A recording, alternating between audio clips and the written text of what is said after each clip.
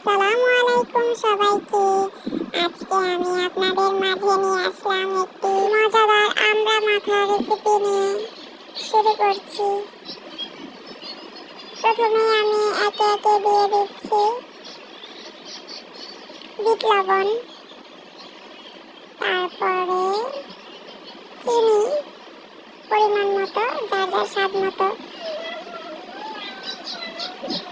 তারপরে দিয়ে দিচ্ছি মরিচের গুঁড়া, কাঁচা মরিচ ফালি। তারপরে ভালো করে একদম মিক্স করে মেখে নিব। এই তো হয়ে গেল মজাদার ঝাল ঝাল স্বাদের আমড়া মাখা। সহজভাবে অবশ্যই মেখে খেয়ে দেখবেন।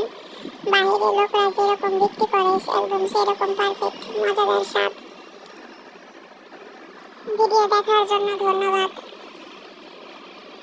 পাশে থাকবেন সাবস্ক্রাইব ফলো করে।